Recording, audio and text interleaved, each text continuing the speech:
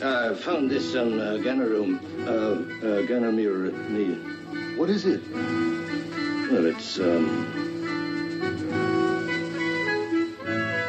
Synthaholics. It's Star Trek podcast.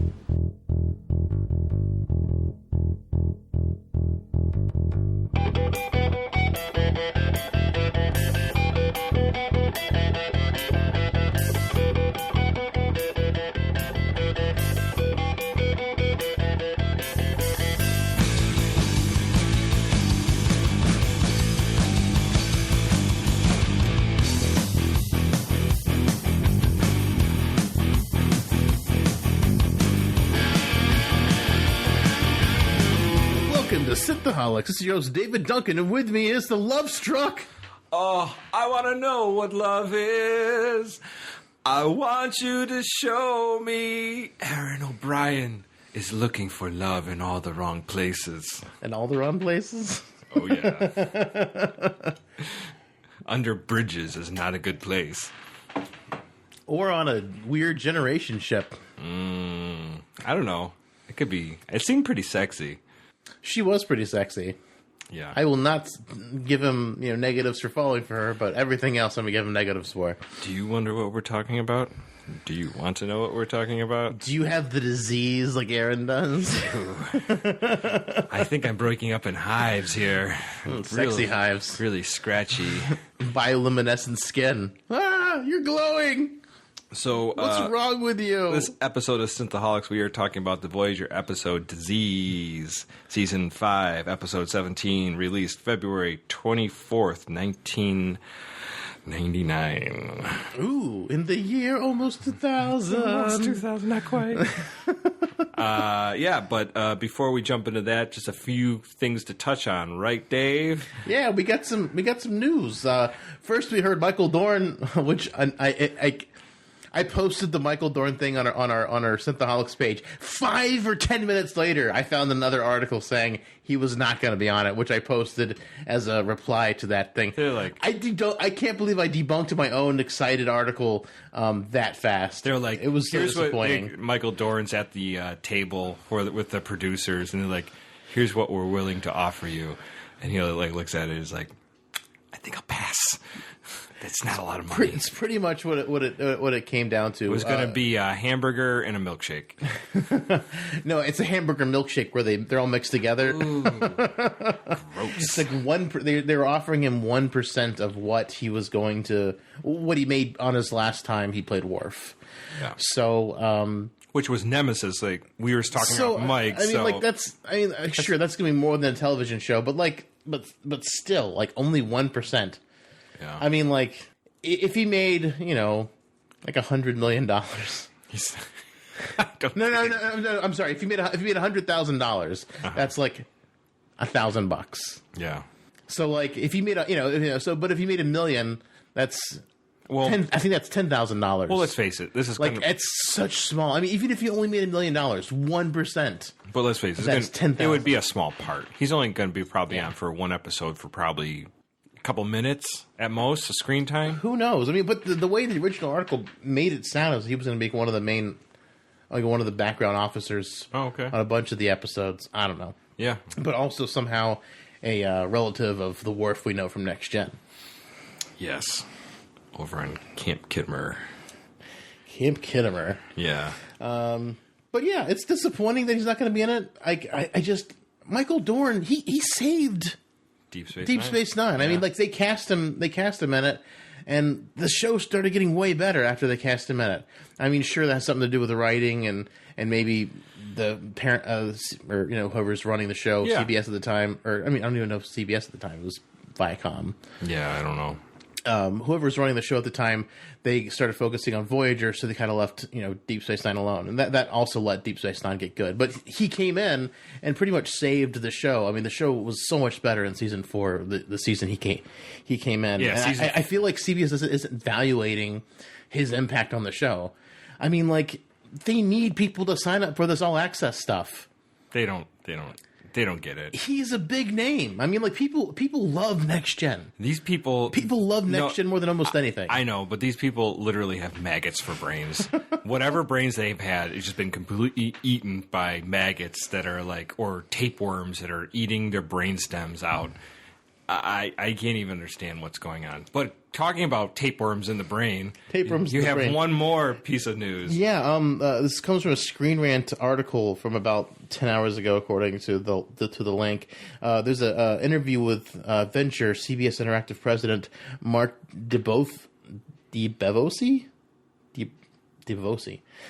said that despite the show's pivotal role on All Access original programming, there's no pressure to focus on the premiere date. I quote, "It's going really great. I've actually been up there to the set.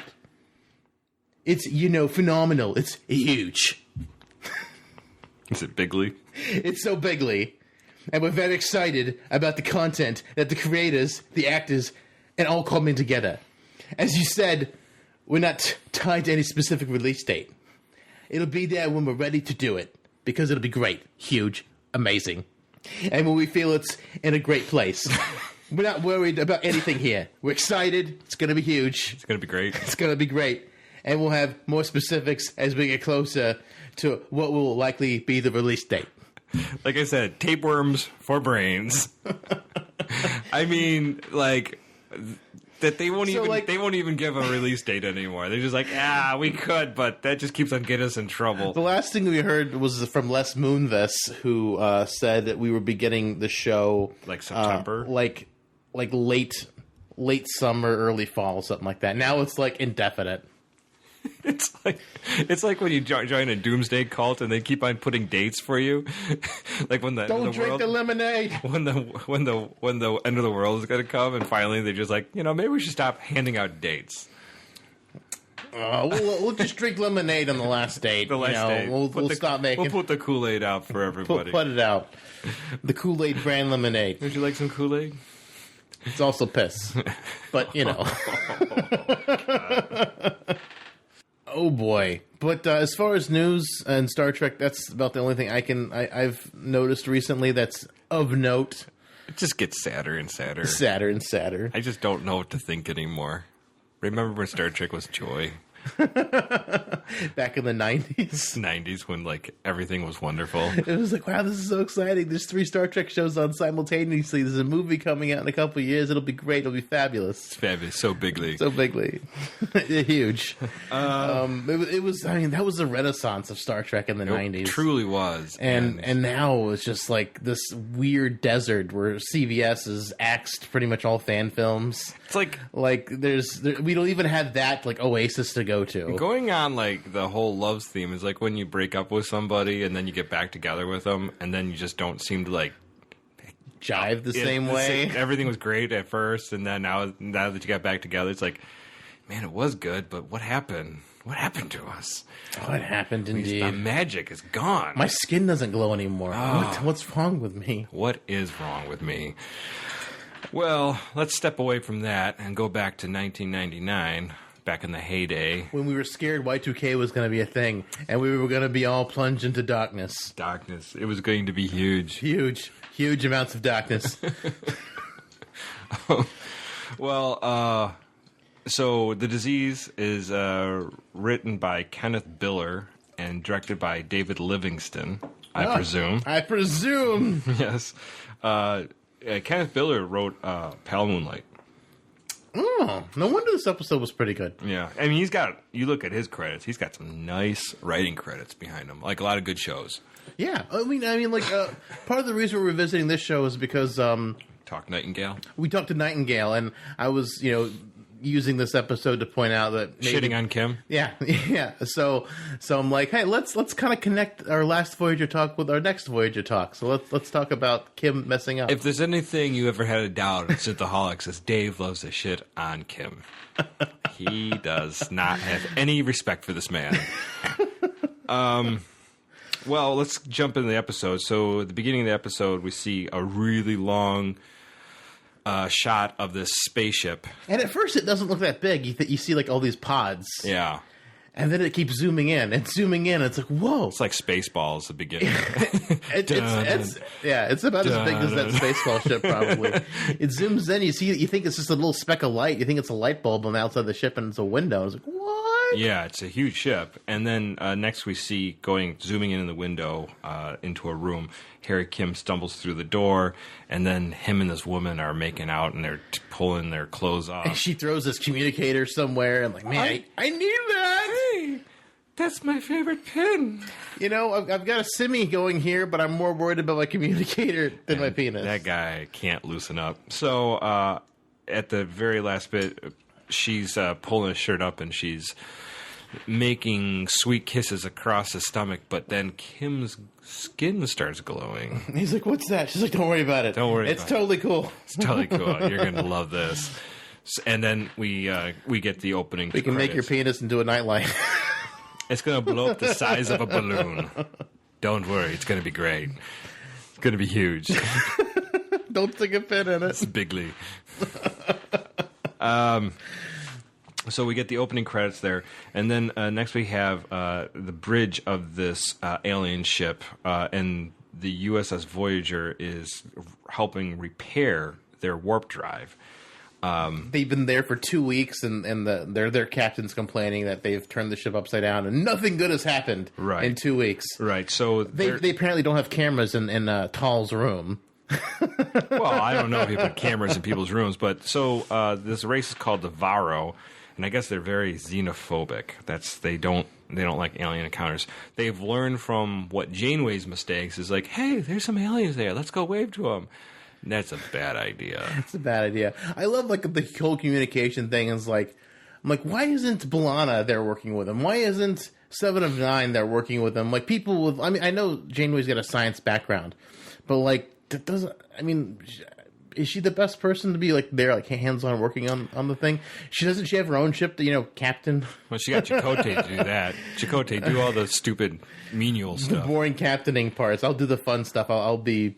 But I love how, like, whenever he finally agrees to let them work on it, like, apparently the comm, she pretends the comm, she calls the ship, but, like, people walk in as soon as, like, they hear it's okay, that it gives them the okay, like, right, like Blonde and Tom just run in. Just wait till I say it's okay, then we'll do it. I think I'm pretty sure the comm was open. I'm pretty sure it's letting everyone eavesdrop. I got to talk them into it. So the Varro are this xenophobic alien race. They don't trust anybody, but Janeway's...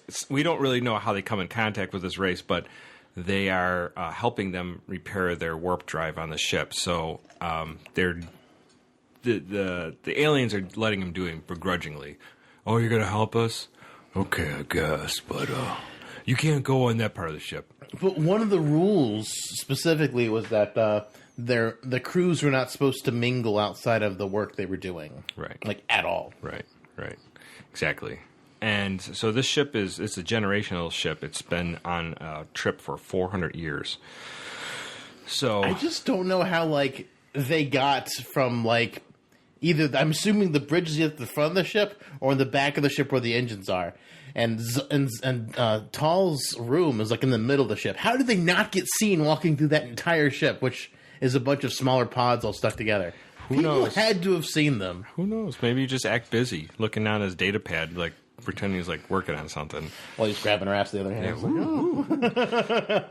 So the Varro leader is Jipqueg, or Jipkeg. Anyways, whatever. Jipqueg! He's a very straight, stern man. He's not very friendly. No, he's got very few range of emotions, from annoyed to slightly more annoyed. That's about his emotional state. I want to talk about him later on. But so B'Elanna and Tom Paris enter, and they start doing some antimatter transfer, and everything seems to be working just great with all until the it repairs. doesn't. Well, that's later on.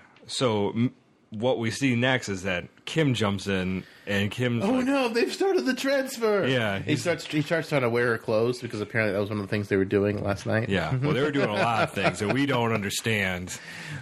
Us humans don't understand their mating rituals. I'm pretty sure their genders genitalia just swapped. You have a penis too? Wow, how is this gonna work? This is gonna be weird. Yeah, so they're repairing the ship, and Kim catches up with the rest of the crew, and they're like, Paris is like, Tom Where Paris you is been? Like, where have you been? He goes, checking things out on Section 22, because that was really important. For the past 16 hours.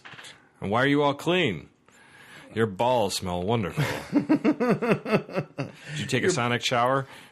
Oh man, like, you know, as cocky as Tom Paris is, he's probably the best person to ever be friends with. Oh yeah, on Voyager, without a doubt. Oh yeah, if you're on Voyager, forget Neelix. You want Tom Paris. You want Tom Paris as your friend. Yeah. Without a doubt. He's more fun. He's going to get you laid.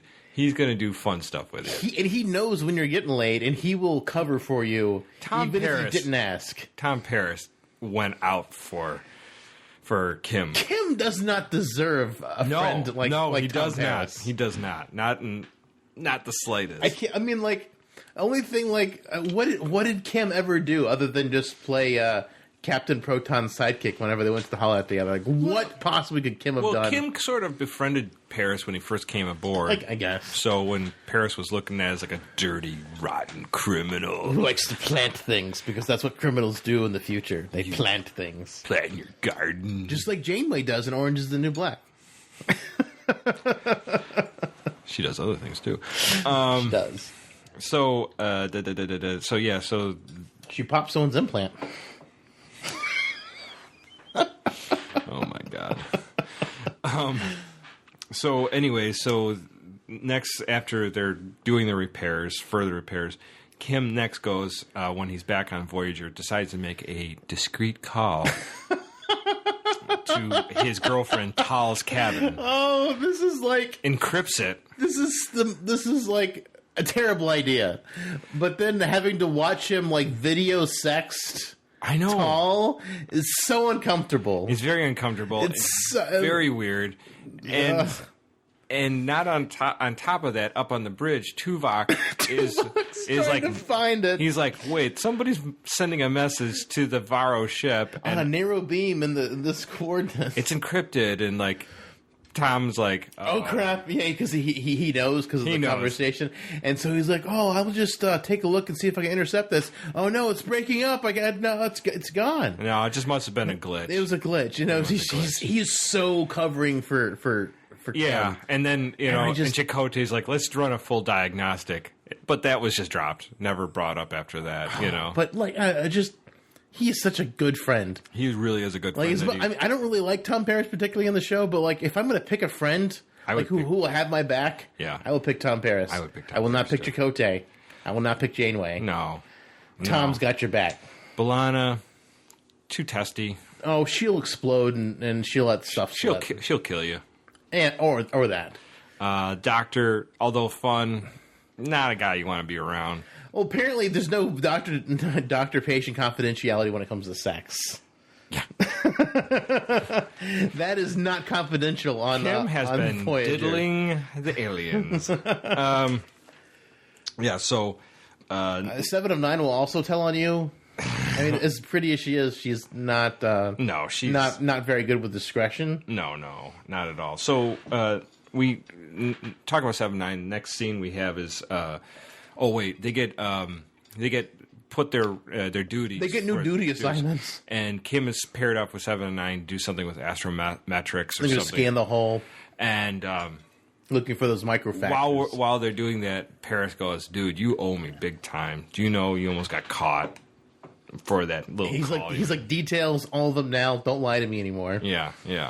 And Kim's like, "Oh, so I've been seeing Tal. We've been boning." For about 2 weeks they said or something, or it started. They became attracted to each other 2 weeks, but I'm pretty sure they only slept together that one time. Right. And so while they're in the back of the room having their private conversation, all the duty roster's been handed out. 7 of 9 comes up to Kim because of course 7 of 9 is paired up with Kim. Right. We have to go to astrometrics, scan for microfractures. Let's go now. Yeah. So they go and. While he's there working with 7-9, he has this little question like, what do you think about love? Like, I don't know what this has to do with scanning for hole fractures. Nothing. Unless you're trying to put your penis into one. I don't know. Are you that small? Microfractures, guys. Microfractures. So, and so she says that it has a pathogen effect for romantic love because She compares it to a disease because of the way it changes the way you think and act. Because technically love is just a way to give us endorphins and chemical response to make us want to mate and procreate for the race. That's basically all our biological needs are. It's like you get to a certain level. I mean, I think she's definitely right. She's 100% right. But at the end she kind of takes that back. But well, she takes it back at the very end, but that's a little different. Yeah. But, she sees other benefits of it. Yeah. Which there definitely is. I don't mean to say there isn't, but romantic love, especially when you get that craziness romantic love in your head, it can completely destroy your logic goes out the window. Yeah. This is why Vulcans use axes with hammers on the end of them to decide love. Exactly. It makes it so much simpler that way. Just kill somebody. So while he's with 7-9, all of a sudden Kim's skin starts glowing again. He goes, "You're glowing." He goes, "What?" No, it's just lighting in here. No, your skin luminesced. I love the way 7 of 9 talks. Yeah. I mean, I'm sure it's probably challenging for Jerry Ryan to talk like 7 of 9 because she talks so weird. Yeah. I love the way she talks. She's so exact and so specific in the way she delivers the lines talks. well, and the lines are really well written for her too. So. Like we were talking about the one where she was like, "Arrive quickly" when they have that torpedo there. She's staring at the face. Yeah. "Arrive quickly." It's just like, I just love the way she puts things. Yeah. Well, so she goes to sick bay, and the doctor is like, "Have you eaten anything? Have you touched any of their medical supplies?" He's like, No. Did the doctor put a finger up your butt? No, I don't think he did. Well, he's going to quarantine him and initiate a full-scale medical He's alert. worried about some kind of epidemic on the ship. Which rightly so. Yeah. And Kim's like, "Look, don't do that. I know it's wrong. 7, leave." And she goes, "Why? I could help the doctor." He's like, "No, you don't. I know it's wrong." No. Kim's like, "I turned down boning you once. I can't say in front of you that I boned someone else in case you won't bone me now." Do you think that was it? I think he just was embarrassed. A little bit of column A, a little bit of column B. All right. So she leaves, and he roundabout says, "I had sex with Tal." And he's like, "Are you out of your mind?" Like, you're supposed to get medical clearance before you have sex with undocumented aliens. Yeah. And this is when medical confidentiality goes out the window. Well, because I think it has to do with the safety of the crew, and also the implications that can do on their mission currently. So I mean, there's a lot of things. I think that's why it's basically. Actually, I even think when you join the military, I think you are not technically allowed to have sexual intercourse with people when you're on duty.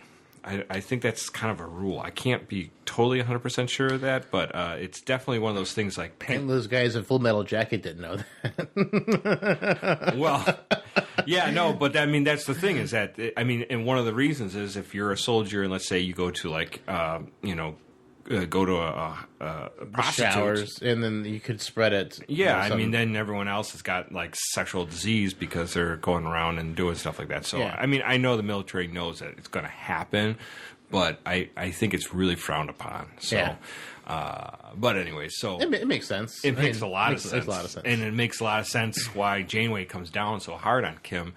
She's like, first of all, there's what did she said? There's a 3-inch thick, a 3 centimeter thick thing on interracial relations with unknown alien species. Basically, you're supposed to clear it with fantastic. And Kim quotes a paragraph of it. Yeah, which sums up pretty much everything you need to know. And she's like, "Well, why didn't you recall this sooner?" And I love how she just dresses down Kim, and she's totally right. She's totally right. And one of the few times I can say that about Janeway. No, I mean Janeway did really good, and I understand her concern.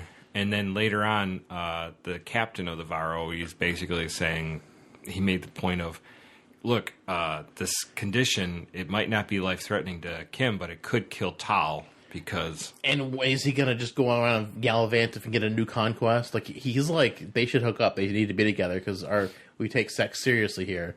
Yeah. We take sex very seriously. Yeah. Even though they both have penises. Oh, no. He doesn't know that. He probably thinks the men have vaginas, like he does. Janeway, you have a vagina, right? When you say vagina, what do you mean? You mean that like worm thing that hangs out of your groin area? Exactly. No, that's not my vagina. Oh. Damn. We call it our nog-nog. I'd like to have like alien like slang words for their genitalia. Their junk. Yeah, like what they call their nog and jewog. The jewog. Hey, put that wet jewog all over my face, baby. Sit on my face with your wet new nog. Oh, we're so bad. Well, we know what Kim was doing, so that's absolutely for sure. They bring up she needs to come onto the ship too for medical things, although this never ever happens. No, that never happens. But we do get a Neelix comes to Tuvok and says, "Hey, some rations were missing from the replicator, and I don't know why that is." And they go on a scavenger hunt, and they find Jeffrey's tubes. One of the Jeffrey tubes. Some guy is just sitting in there. He's in his pajamas. No, he's like masturbating in the Jeffrey's tube. It's like, there's nothing else to do. My nog-nog is really good right now. It's turning purple. Ooh, yeah. The goo is coming out of my nog-nog. And then now. that's when Tuvok opens the door and is like, "What are you doing?" And he's like, "Oh, I'm pleasuring my nog-nog." Well, they go and they question him, and then he lets something slip about some kind of resistance. The resistance.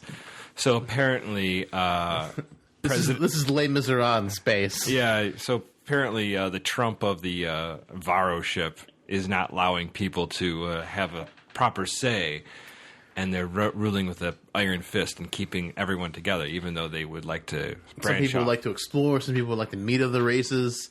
And majority have sex with them. Yeah, exactly. That's the most important thing. They're a bunch of randy aliens. To seek out new life for new civilizations. To put my nog-nog where no vows put their nog-nog before. Let's just keep making up words for genitalia. That's going to be like our new Twitter, nog-nog. Nog-nog. Hashtag nog-nog.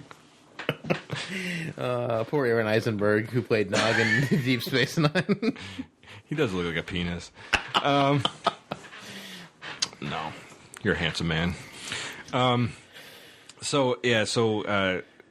He won't give him any more information about this resistance, but they're like, okay, let's just contact. We'll throw him in the brig. It's so weird that like usually if someone asks, if it's a girl and they ask for, nog-nog? Yeah, nog-nog. No, if it's a girl and they ask for, what is it? Information? No, solitude, not solitude. Asylum. Asylum. When they ask for asylum, like, okay, yeah, you can have asylum. But it's a dude who's like, yeah, we're going to throw you in the brig instead of giving you, we'll give you kind of asylum. First of all, they're throwing him in the brig. Dude, you were in a Jeffrey's tube making your nog-nog purple. And I don't even know what those rations were that you're eating. They look like Pop-Tarts that were undercooked. Stale bread. They look terrible. More lambus bread. Just a little corner can feed a man for a day. I had 7. Man, whole loaves. Am I stuffed? And for tomorrow, more lambus bread. No, not lambus bread. I need 11sies. Bacon and ham. Potatoes, mash them, stick them, fry them in a stew.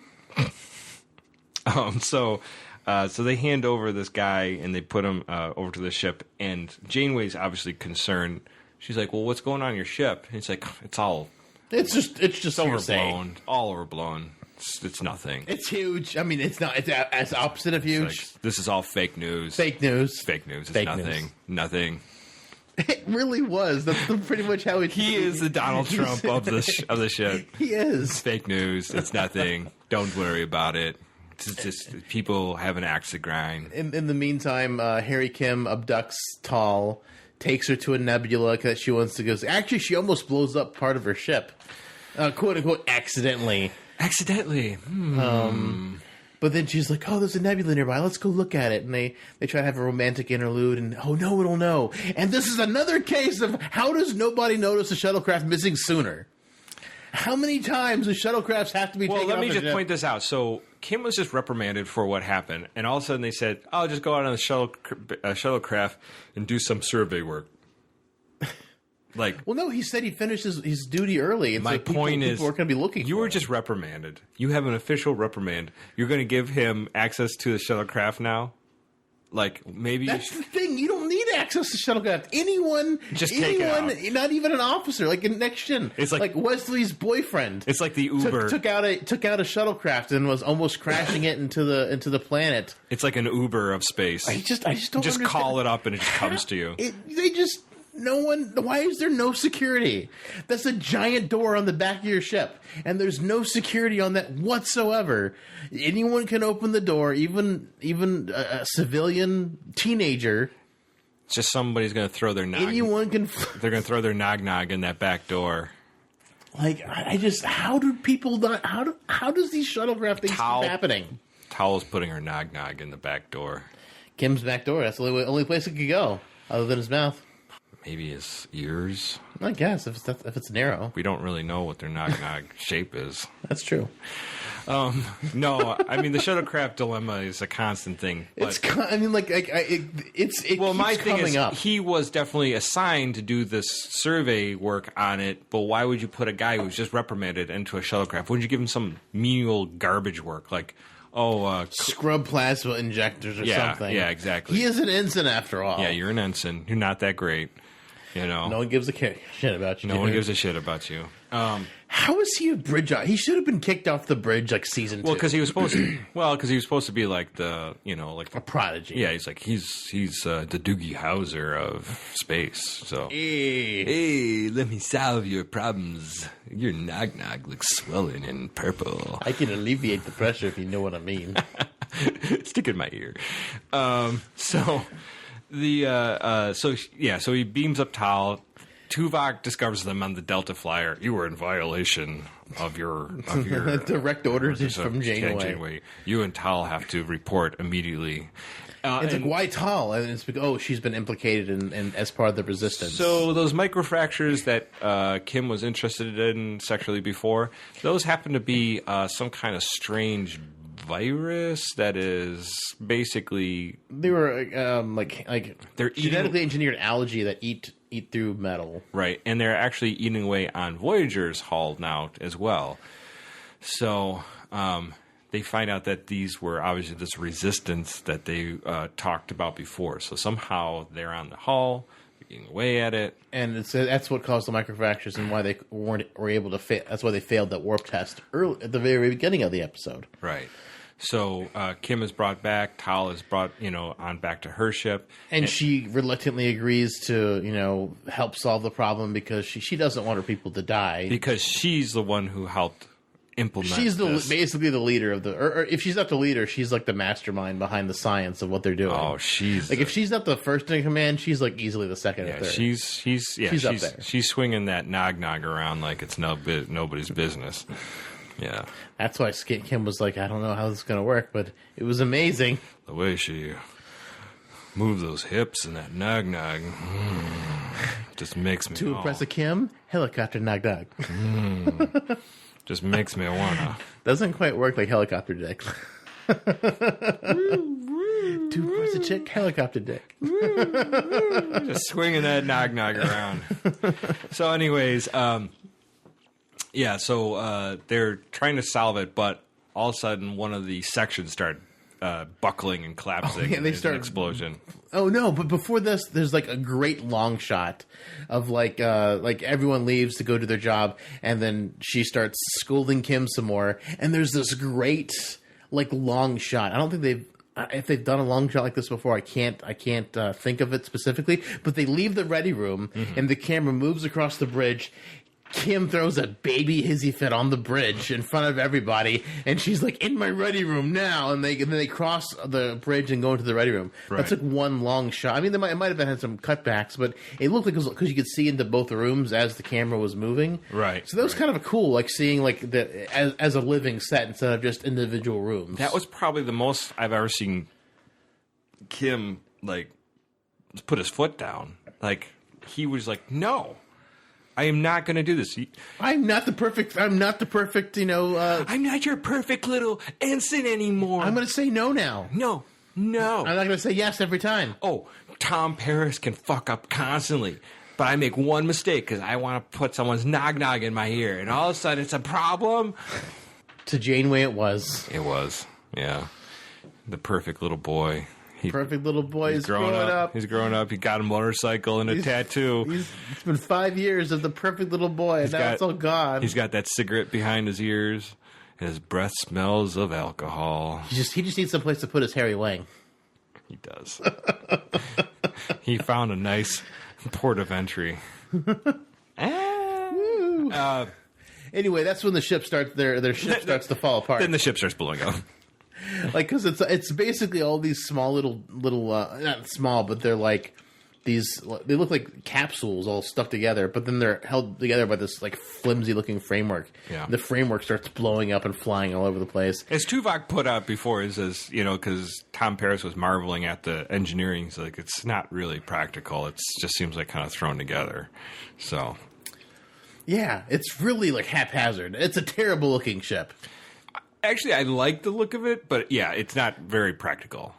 I mean, it's not bad looking. It's interesting looking, but at the same time, it's just like, wow, it's so many pods stuck together. Yeah, that seems like it's very impractical. Very impractical.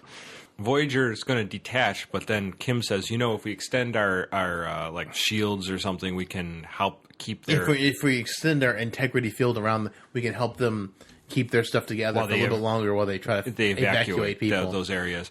And Janeway listens to him. Yeah. The guy she's been shitting on the entire episode. She's like, fine. She's like, okay, I guess we can, So, and back on the Varro ship, strangely enough, Tala's in there with the captain. Why she's not put in the brig after everything that she just pulled, which is ridiculous. Who knows? So, she's like, oh, looks like those Voyager people that you distrusted are actually protecting our ship from blowing up, so we can get our crew members off there. It's like, not so bad now, are they? And he's like, guess not. I guess you're not total shitheads. So they get everyone off those sections, but then the ship does blow up, and then all the sections become apart. Voyager takes off. Next scene we have is basically the Varro decide that they're going to take this different sections and they're going to separate. So the people who want to stay together are going to stay together in their separate ships, and then the people that want to leave are going to go off and do what they want. Right. And Tal doesn't seem to give a shit about Harry. She's like, she's going to go off. She doesn't ask him to stay, and he doesn't ask her to stay. They're very bad at like commitment and working on relationships. Terrible. Like you could start a new life with Tal right now, or she could start a new life with you right now. I mean, they brought on board the space Jawa Neelix. Yep, Jawa. I'm a space Jawa. I'm a space Jawa. I've never heard of water. I've never taken a bath before. I smell like shit. I'm a space Jawa, baby. Yeah. So, anyways. We've been having some Borg Queen. Oh, yeah. So, and my 3-layer Star Trek Division shot. Oh, that was very nice. It was wonderfully crafted. So they all go a separate way, and all Kim says, when you see a Class 3 nebula, think of me. Think of me. No, don't just think of me in general. Only when you see a Class 3 nebula. It's like, oh, come on, Harry. Harry, that's just way corny, and just please stop talking. Stop trying to wax romantic. You were terrible at it, just like you're terrible at being a captain. So, yeah. So they take off, and then we get this kind of long, drawn-out, like maybe 5-6 minute interlude where... Like, Neelix is actually... I like Neelix in this episode. He's not being an annoying little shit. Like, this is like the only time, like, oh, Neelix... Few and far between. Neelix is like, oh, he's just being a normal person. Oh, last call for alcohol. Finish your whiskey and beer. I left the... Closing time. One last call for alcohol. So finish your whiskey and sadness. So Kim could get some treatment from the doctor to help him with this pathogen that he got from Tal, and he refuses. Now, it will pass. It will leave his system in a few months. The doctor's like, Captain, tell him to take his medicine. And she's like, I could, but he just likes to be love-stricken, heartbroken. And if, I'm not going to let you out of your duties. Yeah. You're going to not sleep and do it. You're still going to have to do your job. I'm not going to let you go easy if you're not going to take your medicine. So I'm glad Janeway's not cutting him any slack. No. He deserves none. So Kim sort of turns to this emo goth kid. Yeah, he's got his black eyeliner and his fingernails all black. And he's listening to The Cure, Disintegration. Dun, dun, dun, dun, dun, dun, dun, dun. And apparently he's also doing extra work because he's not sleeping. And 7 of 9 comes in. She goes, you're doing more work than normal. Boy, I guess being romantic love does have its good points, doesn't it? Gives me more time to regenerate. Thank you, Kim. Thanks for letting me sleep in a little more. And that's kind of ends. So it's just like the ending of Nightingale, where it's Kim and he's sulking. Yeah, he just sort of like looks off in the distance, like, oh, I fucked up again. Yeah, what's up with that? Like, Kim episodes always have this weird dissonant ending where it's just like. Yeah, it's just kind of cringy a little bit. Not it's cringe. This wasn't cringy. It's just more of just sadness, and just like left me with a lot of questions. But yeah, you're right. Like these Kim episodes are just ending. We're gonna have sad. We're gonna have to start notes. We're gonna have to start like putting like a flag down every time we see an end of a Kim episode. Yeah, does it end so like far this? There's two, yeah. So, Dave, you picked this. Why don't you just give me a little bit of your ideas after seeing this episode? Actually, like, I was expecting this episode to be terrible because it was a Harry Kim episode. But like I said earlier, I really wanted to bring this episode up because we talked about Nightingale, and I referenced this episode in particular when we talked about Nightingale as one of the reasons why he's not gotten a promotion. He's not done himself any favors in Janeway's eyes. He's like 7 years. Yeah, he's just you're ensign. So I just kind of wanted to reinforce that issue, and I was like, oh yeah, let's just go into more of Harry Kim's failures, right? Because that was kind of fun. But the episode I actually like this episode as better than Nightingale. If I'm just gonna judging it, my personal opinion, objectively, I thought this was really well. And when you mentioned it was written by the guy who wrote Pale Moonlight, now I know why this episode is better, because it's just that guy can write. And it's a good episode, even though you have to watch the horrible the video sexting thing with Kim. It's so painful to watch. Hey, he was ahead of his time. He knew that was happening. Yeah, video sexting, like before we had texting on cell phone. Well, they used to have phone calls. What was it called? Oh, they had sex phone lines. Yeah. Well, yeah, but you could you would call your girlfriend or your boyfriend, and you kind of have sex over the phone. I don't remember. Phone sex? Phone sex, thank you. That was speaking of phone sex, this is totally unrelated, but I used to work at Put your nog. Yeah, I used to work at Verizon, and this lady was calling up to get a new phone service. And I don't know if she didn't know to put me on hold or whatever, but she was calling me on her regular phone asking for phone service, and she was on her cell phone or something, talking to her boyfriend, supposedly having phone sex with him. So I heard everything she was saying. Wow. And I was and it was toward the end of the night, and I was just she's distracted. She's having phone sex. I can drag this out so I don't have to take another call. I can just leave after this call. So and it was so awkward just listening to her have phone sex and saying all these raunchy things. And Was your nog getting purple? No, it was just like I was just excited. I guess I was excited that I could leave after this phone call and not take another phone call. But she also went to the bathroom during the call too, and I heard everything with that too. I'm just like, oh my gosh! Like I'm hearing this person go to the bathroom. I'm hearing her like say gross things to her boyfriend. I'm hearing her fake moan. I'm all this stuff. I'm just like, wow. Oh my god, that's crazy. Oh, so you like that? It's a surprisingly solid episode, given that Harry Kim is the focal point. What about you? What did you think about this episode? Well, a couple things. One, writing's okay. I didn't hate the episode. I just I think it did kind of left you off at like a kind of moment because Kim's kind of heartbroken, and like I was saying to you off mic, like why didn't Kim go with her, or why didn't she run off with Tal, or Tal come run Tal off stay with Kim? You know, there's no other than paying an actress full time or writing him off the show. Right. It's just that's the unfortunate thing about Star Trek, especially in the 90s, which we were talking about. It's the golden age of Star Trek, but unfortunately, everything's got to be wrapped up in a nice bow and pretty, so the next episode can be its own standalone episode. Well, they should have given more of a reason why they couldn't be together still. Like Kim. He's a Starfleet officer. He could just say, "Look, I'm in love. I want to do a different thing with my life. I've been ensign for 5 years here, and nothing's happening for me. And we might never get home. And I'm sorry, but I just want to go do my own thing. We're gonna go investigate this planet binary system, and we're gonna check that out. And I'm gonna have kids with Tal, and it's gonna be fantastic. Maybe I don't know. We'll check it out." That's the thing but instead he just sits there and mopes at the end, and he feels sad, and I get it. I mean, I understand what it's like to be heartbroken, but I also wonder, like, why didn't you just? He's doing it to himself, or she's doing it to like. There's a way around it.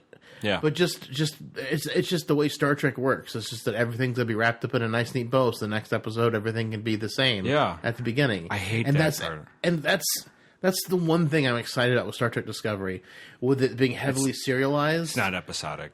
With it being heavily serialized, they can do stuff like that. Like if the new person, they can stay and they can kill them, or they can write people off the show. Right. In our group chat, you've heard us with Robbie and with Josiah from Artful Gremlins and the Geekiverse. We actually do we have a Facebook private chat that we talk in, and we were talking about the Last Jedi trailer and how people could die in this movie, and I'm like, same thing with the new Star Trek show. We are living in a post. What I said was we're living in a post Game of Thrones world. Right. Like people will die if it's written well. It can make people love you or hate your show, but at least it'll get people be interested because they don't know what's going to happen next. Because people get attached to certain characters, they identify with them. Yeah, like we are living like a Game of Thrones is amazing. I mean, the biggest thing that we ever saw was Tasha Yar dying in TNG, and that was because Denise Crosby wanted to leave. But that was a shocker when it happened. I was like, "Whoa, they just killed her." They killed the main character, and I was young too, and I was like, "Wow, they just killed her." I was even younger. I was like, "Oh my god, they killed the character! I can't believe they killed a character in Star Trek that wasn't like a throwaway character." Yeah, it wasn't just some ensign walked in. Hey, Captain. Oh, you mean like him? Yeah. Hey, Captain. I'm really interested in biomechanics. Can we check out this race? Oh my god, it bit my head off. Bioluminescence. Boop, boop. Oh, my nog. It's so shiny. So Kim could have done that. That kind of pisses me off that he didn't, or there wasn't any kind of thought behind that. Unfortunately, the episode is just a product of its time. Yeah. Everything in the 90s was like that, though. Yeah, it's like sitcoms. You do an episode. The character in the sitcom wins the lottery. He gets $1 million, and then all of a sudden, some technicality, he loses it. Loses all the money. So the next episode he's back to normal. Yeah, it's back to normal. And that's unfortunately, they're just a product of the time, being in the 90s and early 2000s. Yeah.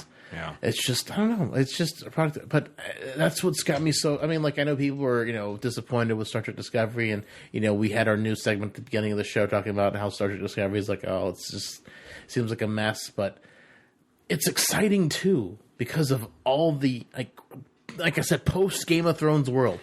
anyone could die. Well, I agree, and I hope that whatever happens with Discovery, that the time we're waiting for it is well worth it. The gestation of this baby to be born, considering it was supposed to come out in January. I know, and more than likely we won't get it until into the fourth quarter, if not for first quarter next year. But maybe we're going to get something really awesome.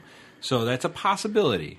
Let's not put that out either. Maybe they're just taking a little longer to make the soup to make it really good. And that's the one thing that's exciting about it being on an all access type thing. If there's anything exciting about it, is that they're not pressed for time. They can make sure it's going to be a good show, and hopefully they can push the boundaries where Star Trek has never gone before.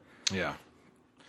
A couple things. The guy who played the Varro captain, his name is Chris Rocket. He had a very interesting career. I just want to point out a couple things. I love the stuff that you find. Did he punch a nanny and then they throw him in a car and you... Sort of. So he was born Charles Adam Clavarier. He was born in Bangor, Maine, and he attended the Rhode Island School of Design in Providence, Rhode Island. And he went into a bunch of short films, and he was in his own band. And then he later went on to, a couple of years later, to Saturday Night Live. And he was sort of like the Weekend Update guy. Huh. And he played opposite of like Joe Piscopo and stuff like that. And Did he have a better range, I hope? He got kicked off of Saturday Night Live for saying fuck on Saturday Night Live. Oh, too bad he didn't say it in Voyager. That'd been awesome. One of his most notable roles was he played the villain, the bad guy in Dumb and Dumber. Sort of like the rich asshole who was trying to Oh yeah. Yeah. Ah, he's actually got he does have a range. Yeah, he has quite a big acting career.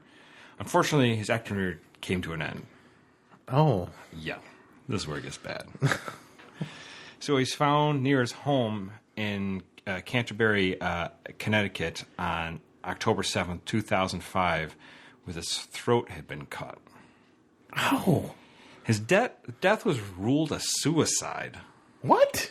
I've never heard of suicide by cutting your own throat. That's bizarre. Yeah. He was 56 years old. So pretty, and his ashes, he was cremated and his ashes were scattered.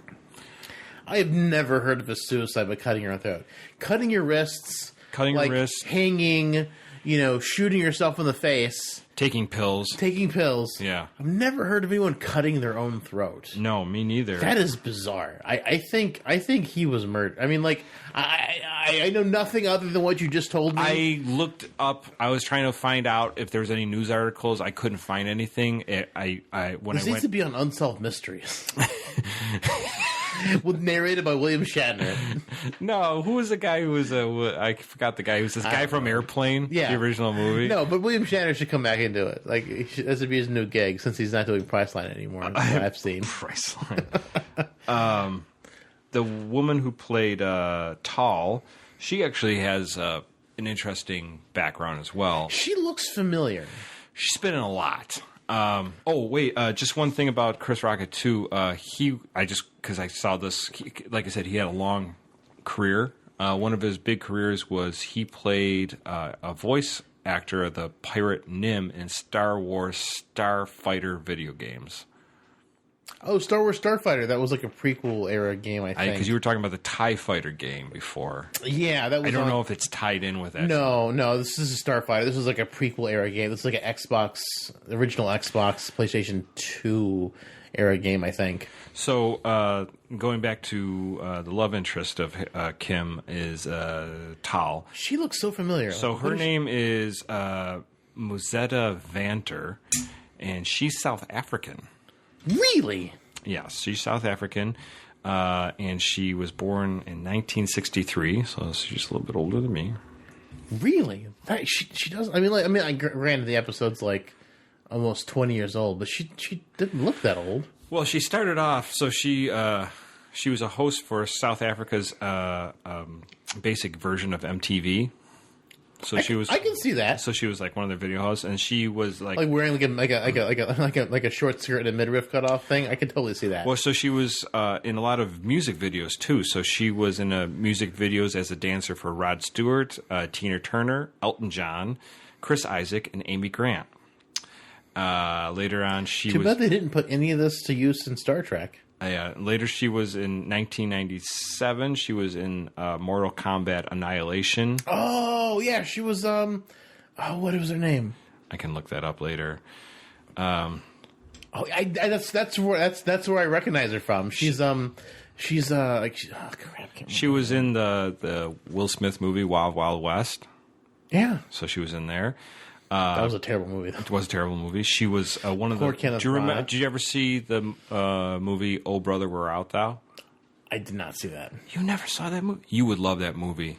See that movie. I'm familiar with it because that's why I named George Clooney. Yeah, George Clooney. Yeah, I'm familiar with it because that's why I named our Shuttlecraft episode that Guy did. Our Shuttlecraft Where Art Thou? Yeah, no, you should see it. It's a really good movie. Very good movie. But she played I've one. heard good things about it. I just never saw it. She played one of these sirens. There's these girls that were singing, and they were all like attracted to these girls. I could see that.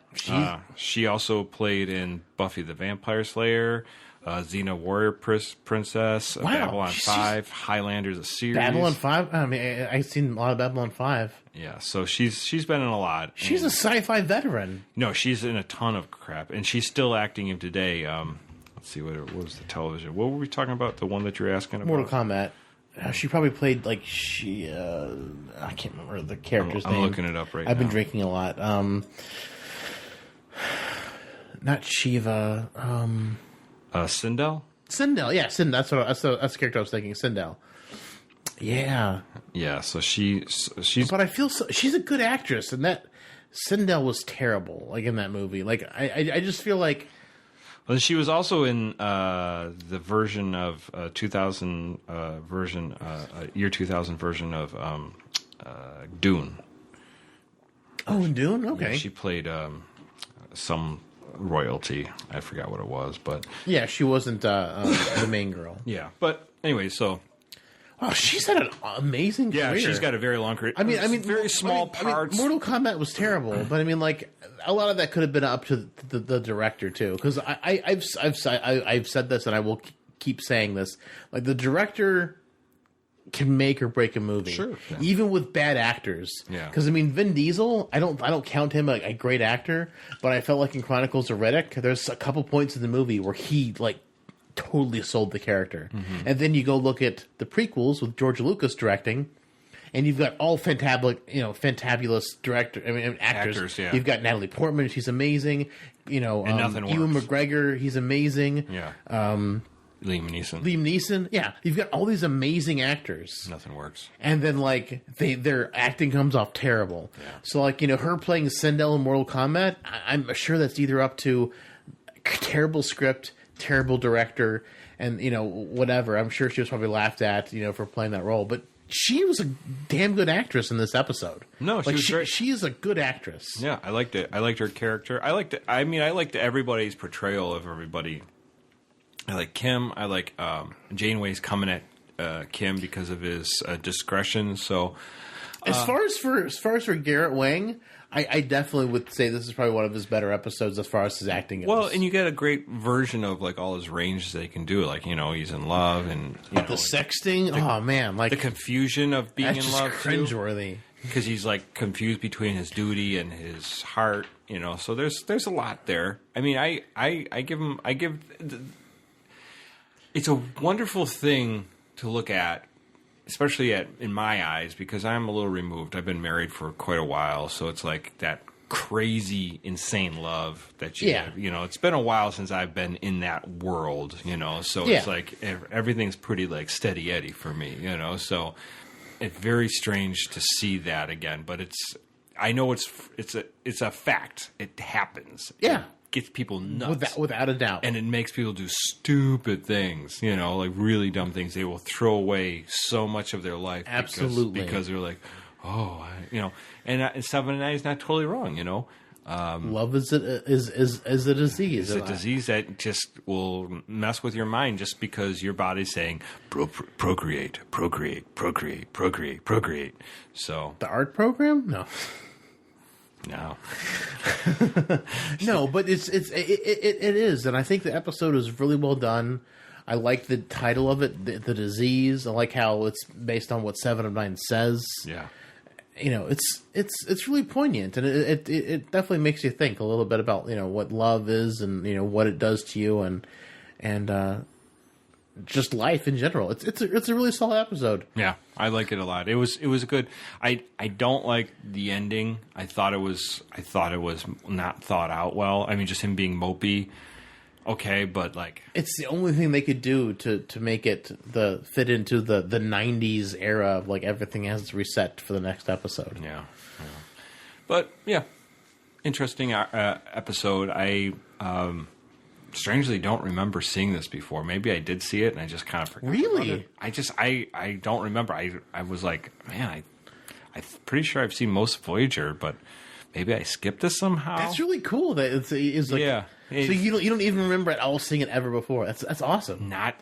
Not remotely. I mean, season 5 I probably would have seen, but maybe it was one of those things I thought I saw. Maybe you just missed it that week. Or maybe it was like one of those that I saw part of it, I didn't see the rest of it, you know, kind of thing. Or maybe you just missed it on its initial run. Maybe but I haven't rewatched it either. Maybe somehow you skipped it on your rewatch. I skip a lot of things when I'm rewatching. I sometimes would be like, especially with Voyager. It's easy to skip stuff on Voyager. Yeah, there's definitely some episodes. I mean, granted, like, you know, people who love Voyager, more power to you. I think it's got some really great episodes when in it. Voyager hits, it hits awesome. And it hits hard. It hits really good. But when it hits bad, it really hits bad. Like, my issue with Voyager is it never had, I mean, as much as I complain about Voyager, this and that, it never had that moment like Next Gen and Deep Space Nine did, where like once you cross season 3, it just gets solid for the rest of the run. Right. Like, Voyager never had that.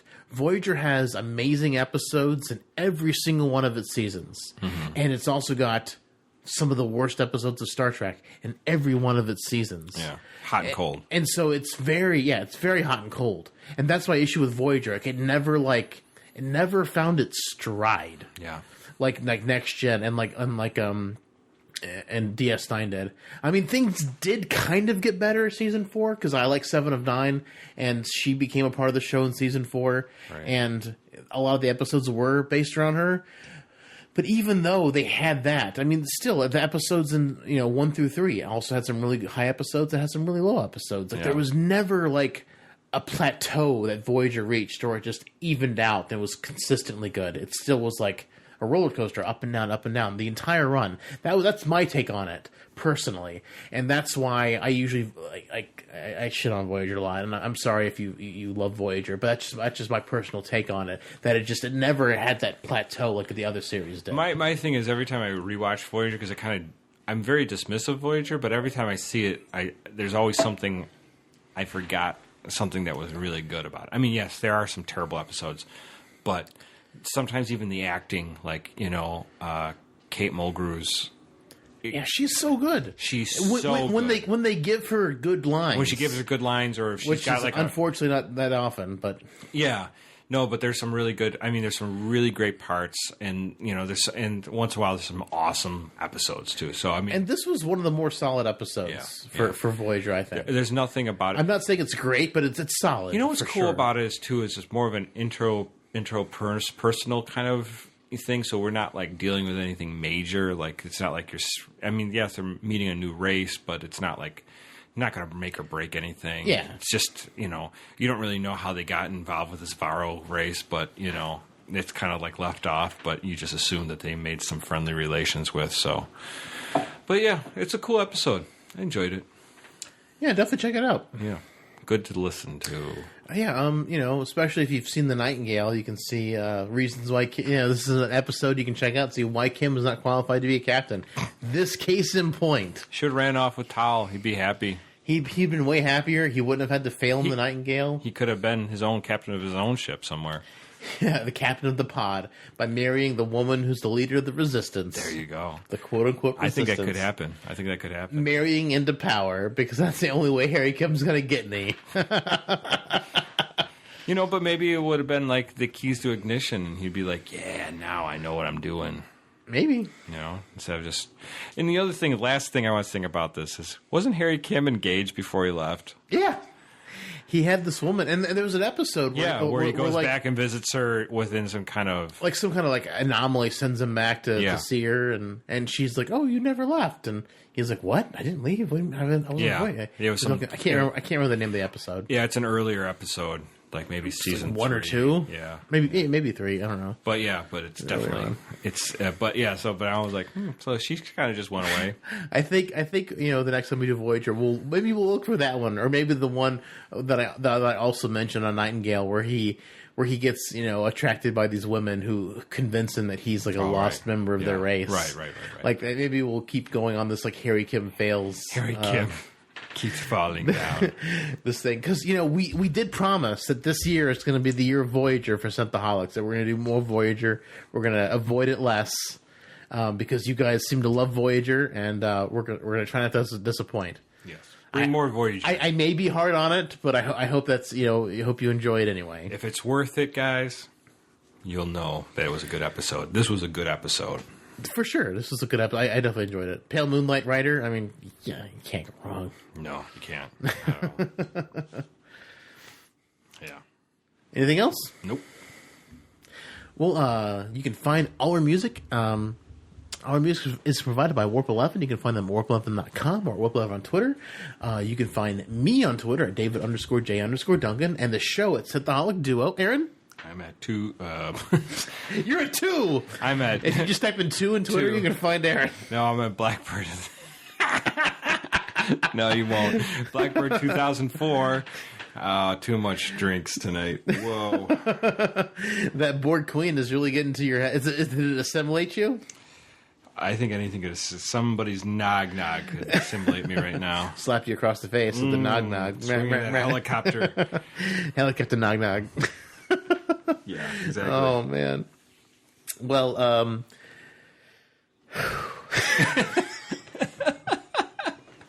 I'm so bad at this after drinks. So, hey, rate us and review us. Rate and review. Please go on to iTunes. Go on and say, hey, 5 stars, Synthaholics, love these guys. Write a quick review.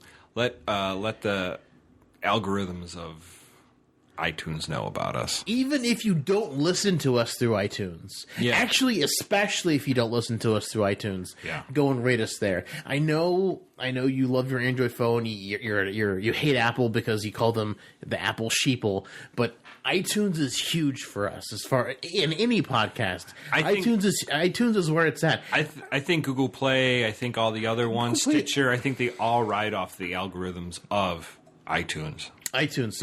So even if you don't use iTunes for anything, please, it would be the biggest favor to us, other than donating to our Patreon.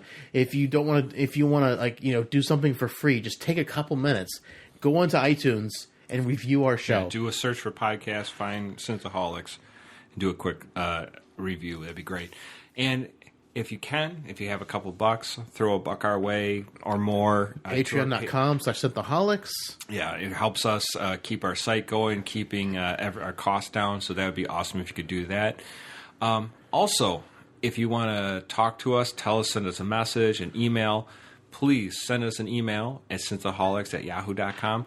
We love to hear everything from you. We love to hear your feedback. If you agreed with us, disagreed with us, had a different point of view, or maybe you have an idea for an episode that you'd like just us to rant on for a while. Yeah, give us ideas for episodes, because I know we mentioned a couple episodes ago that we just watched Star Trek for the show now. Mostly, I mean, we might watch an episode here and there, right. But I mean, there's so many episodes, and if there's an episode that you haven't, or heard a topic, or just random topic, yeah, you want us to talk about, definitely, we definitely entertain it, and if we can get into that, we would love to do that.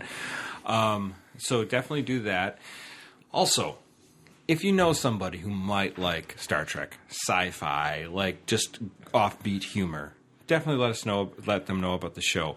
Let other people know about podcasting. A lot of people don't know about it. You know, when you're feeding the ducks out at the pond and that old man's next to you, talk to that old man. Say, do you ever hear of synthaholic, sir?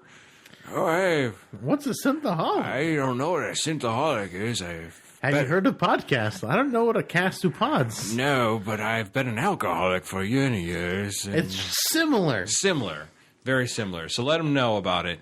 Let them know your mom, let your sister, let your roommate. And even if they don't like Star Trek, I mean, we are a show that we try to explain everything we're talking about. So even if you haven't seen the episode, you know what's happening. Right. We explain everything. We try to keep it funny and light so that anyone, even if they don't like Star Trek, if they like weird humor and like just, you know, the way we do things, if you think the way we talk, if you like jokes about knock-knocks. Yeah, knock-knock jokes. Knock-knock jokes. You know, send them our way. And, even if they don't like Star Trek and you don't think our show is for them, recommend them any podcast that you like. Yeah. Because podcasting in general, I mean, it's big in a way, but it's also still niche in a way. Yeah. Not everyone knows. People still listen to regular radio. I can't get across to people how important podcasting is because it's so much different than radio. You can get so much long-form conversations and hash out ideas that normally you can't get out in a quick 20-minute, 30-minute segment on a radio. So, I mean, like, you can really get into, like, really the deep dirt of things, you know, and get into things, whatever you're talking about, whatever topic. Like we do on Star Trek. I mean, you've got hardcore history if you like history.